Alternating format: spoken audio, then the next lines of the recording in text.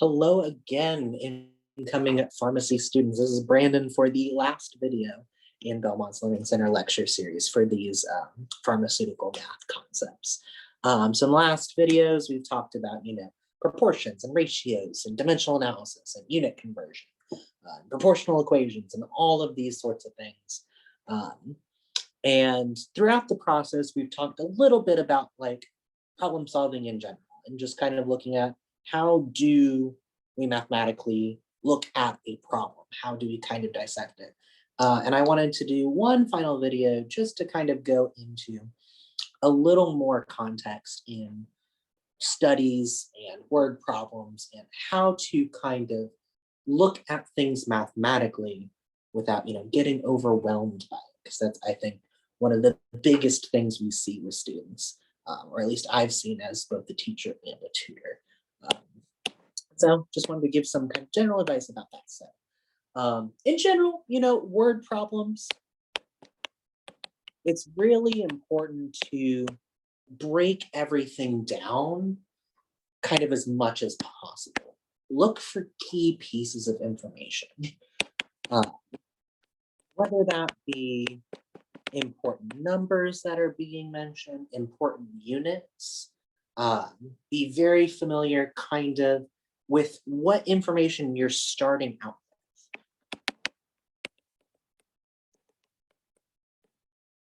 with. And you might have 5 different rates that are being given to you in the first 4 sentences, which can be overwhelming. But really just, circle each of those rates and talk about the units involved, talk about what is this measuring, and then, if there's a particular equation that you're studying at the time, make sure to kind of have that on hand and say, oh, this could fit into this variable slot. Maybe I have to use this equation here. So kind of keeping those things in mind can be pretty useful as well. Not only starting info being important, but also, your conclusion, like what are you looking for?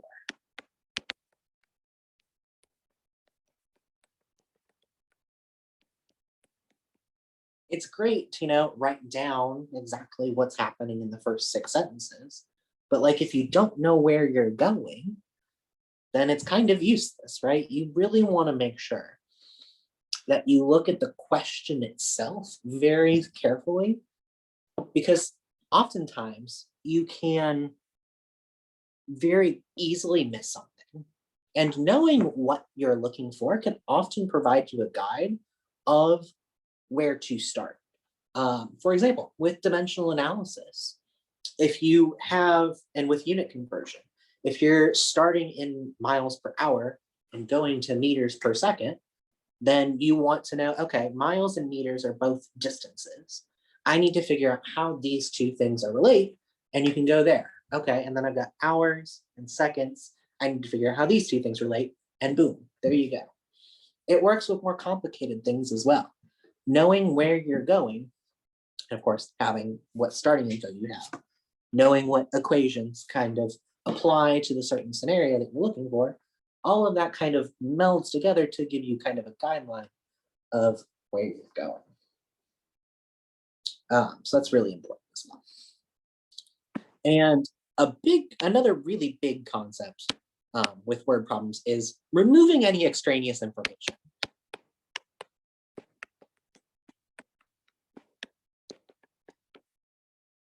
So I tutor physics as well as math, which might be a mistake. I mean, it's fine, but no, I know, I remember most of it. It's fine. Physics is hard, but problems can get very generally long. I've had this actually come up in math classes as well. And problems can be, 10 lines long. And really, there are only 4 numbers that sometimes I need to look at. I know with like projectile motion in physics, I often just make a chart.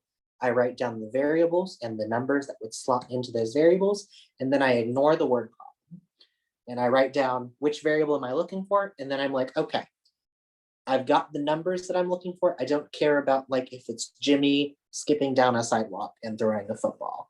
I know my velocity, I know my acceleration, I know my position, and I know what equations I would need in a certain scenario.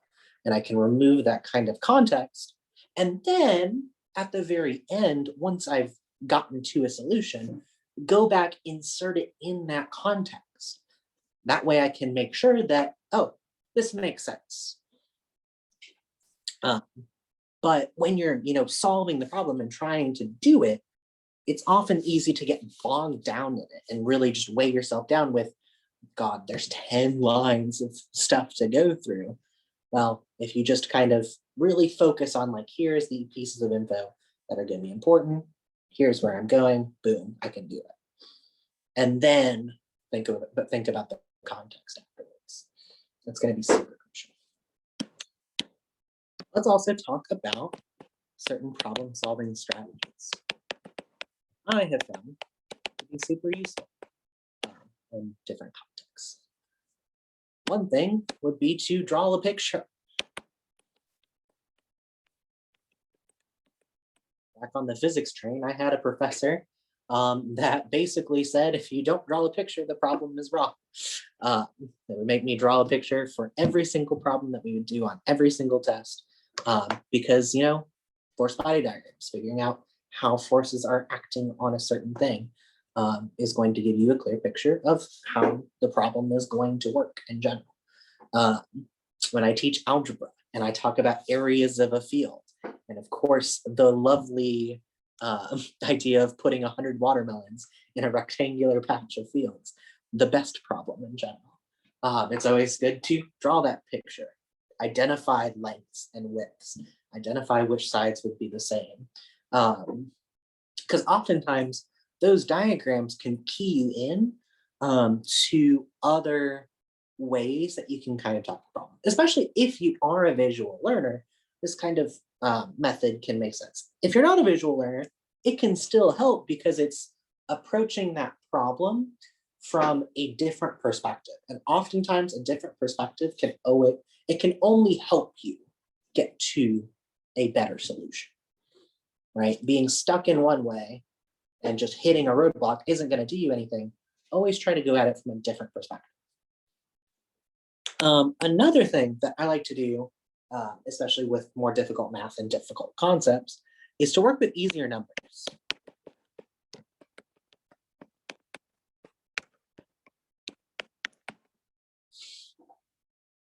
If I'm given something that's like 88.732 grams and 32.9 moles, and I've got 3 different things happening, I've got a really complicated equation to work with, it's a lot to kind of deal with at one time, right? You just get bogged down in like how the math is going to work. I mean, obviously, you kind of plug it into your calculator to see what happens, but sometimes that's not enough.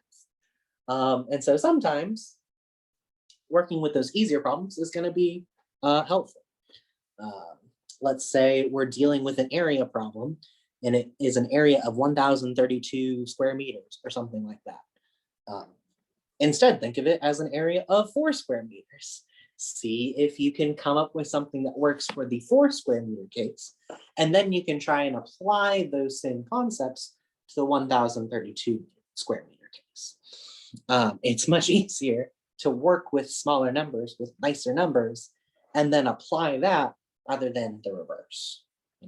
So that's why I think working with easier numbers, if you're able to do that, is always a good way to go. And in general, just again, identifying that important information. Like I said in the last slide, identifying important numbers, removing anything that's not important, always going to be helpful, because otherwise you just get bogged down. And the last one, I cannot recommend this enough. Stop.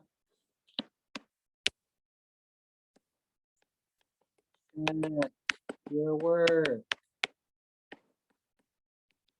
Oftentimes, if it's a formula and you like work backwards a lot, going forwards is going to be not too bad. But I mean, in general, just like check to make sure at least that your solution makes sense in the given context, right? We can go to all these equations and all these other things, but then we've removed the context. So we have to go back and make sure that in the context, our solution actually makes sense. Always good to do that.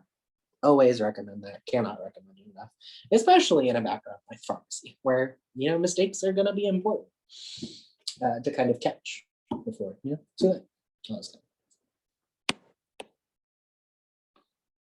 Let's make it even worse to talk about bigger studies. Like maybe you're reading a 30-page paper about a certain experiment, about a certain drug, or those kinds of things, and seeing what kind of context that you're going through.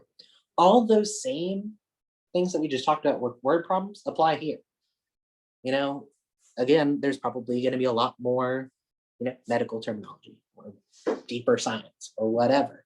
But from a mathematical perspective, keeping watch out for numbers, keeping out for units, really being on the lookout for variables, right?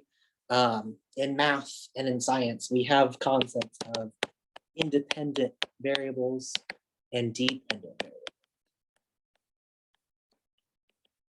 This idea of independent variables where we're telling which amount of time to kind of put in, or we're telling which output, or we're talking about a concentration of a certain compound.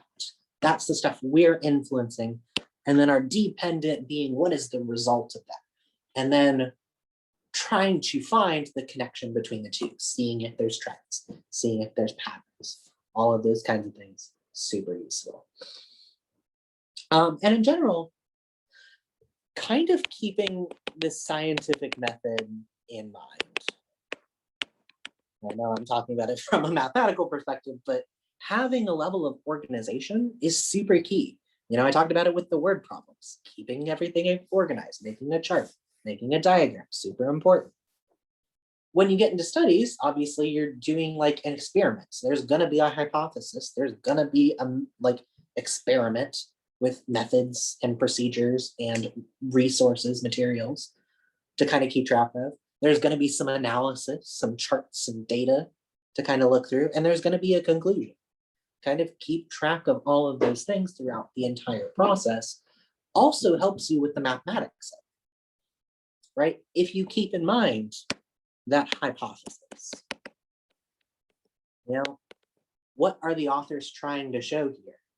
You can kind of see in their mathematics, in their data, how they're trying to show that connection, how they're trying to bridge that gap, how they're trying to show the results of their hypothesis, or if their hypothesis is correct. In the experiment itself, keeping track of units, how are they measuring things, all those kinds of things. What variables again are being manipulated? Maybe they're doing two different things, and look at the first one, look at the second one, and then see how the result is impacted by those two things.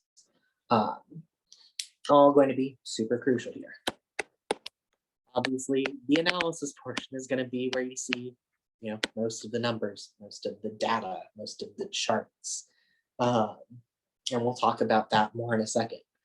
And then, of course, the conclusion. Did they show what the hypothesis was trying to say? Did the data show what they were trying to show? All those kinds of things. Did their methods work? Kind of keeping track of it from a number perspective, from a math perspective. Does it show, without a shadow of doubt, that the conclusion is kind of true? Was the connection shown? All those kinds of things, super important. Focusing on that analysis portion a little bit. Obviously, charts are going to be shown. You might have really big charts and tables and all those kinds of things that filled with just lines and lines of data, with hundreds of pieces of data, right? You're going to run an experiment 50 times, 100 times to kind of show what's going to happen with a certain experiment. And obviously, the goal when reading through a study is not to know what happens when X is 13.2 and Y happens to be 7.5. That really doesn't matter. What we're trying to show is usually, a trend. What happens when X increases? Is Y going to follow suit? Is Y going to do the opposite? Look for patterns. Look for how those kinds of things relate to each other, what kind of connections are formed between variables, or if there's just one thing being measured, just kind of see how that's affected by time or whatever is being measured in that same context. And then with graphs and charts, it's really beneficial to be familiar with basic types of charts.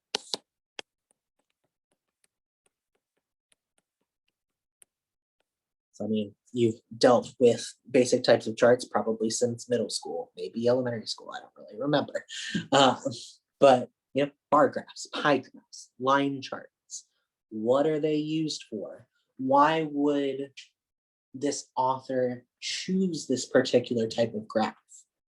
Because certain graphs are going to be better for showing certain things, right? Like bar graphs are for frequencies. So maybe they have different categories. They're just showing how many times something occurred. There you go. That's why they chose a bar graph.